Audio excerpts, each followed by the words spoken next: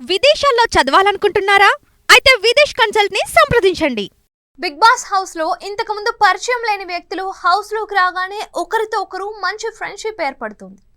అది కొందరికి strong relationship కూడా అవుతుంది. బిగ్ బాస్ ద్వారా మంచి ఫ్రెండ్స్ గా అయిన వారు చాలా మందే ఉన్నారు. హౌస్ లో ఎంతమంది ఉన్నా సరే బెస్ట్ ఫ్రెండ్స్ అంటూ ఒకరిని ఏర్పరచుకుంటారు.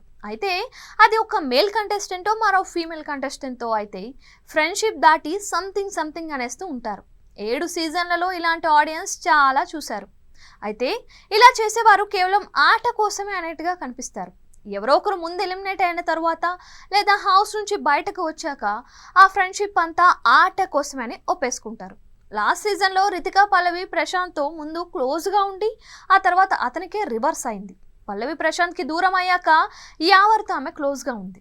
రితిక ఆడిన ఫ్రెండ్షిప్ ఆట ఆడియన్స్కు అర్థమైంది కాబట్టే ఆమె 2 సార్లు హౌస్లోకి వచ్చిన ఆడియన్స్ బయటకు పంపించేశారు. ఇక ఈ సీజన్లో సోనియా కూడా అదే ఫార్ములా ఫాలో అవుతున్నట్లయితే కనిపిస్తుంది.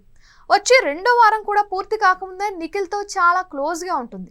సోనియా ఎక్కడ ఉంటే నిఖిల్ అక్కడే అనేలా కనిపిస్తుంది. ఇక ఈ మధ్య వారి మధ్య మాటలు కూడా అనుమానాలకు దారితీస్తున్నాయి. నిఖిల్కి సోనియా సిగరెట్ ఆపేయచ్చు కదరా, నువ్వు సిగరెట్ ఆపేస్తే నువ్వు ఏది అడిగితే అది ఇస్తానని అనింది. మరి ఆమె ఏమి ఇవ్వాలని అనుకుందో తెలియదు, కానీ కుర్రాడిని సిగరెట్ మానిపించడం కోసం సోనియా ఇచ్చిన ఆఫర్ ఆడియన్స్కు షాక్ ఇచ్చింది. ఈమె నిజంగానే నిఖిల్కు దగ్గర అయిందా, లేదా ఆట కోసమే స్ట్రాంగ్ కంటెస్టెంట్ కాబట్టి నిఖిల్తో క్లోజ్గా ఉంటుందా అన్నది తెలియాల్సి ఉంది. ఏది ఏమైనా సోనియా గేమ్ ప్లాన్ ఏంటి అన్నది తెలియదు, కానీ ఆమె వల్ల నిఖిల్ బ్యాడ్ అవుతున్నాడు. నిఖిల్ ఇలానే సోనియాను వెనకేసుకొని వస్తే తప్పకుండా అతని ఆట మీద ఎఫెక్ట్ పడుతోంది. అయితే ఇప్పటి వరకు సోనియా ఆటలో తన స్టామినా చూపించలేదు. ఇప్పటి వరకు ఒక్క టాస్క్ కూడా ఆమె గెలిచింది లేదు. మరి మిగతా హౌస్ మేట్స్కు పాయింట్అవుట్ చేసే ఛాన్స్ ఇవ్వకుండా సోనియా ఆట మీద దృష్టి పెడుతుందా లేదా అన్నది చూడాలి.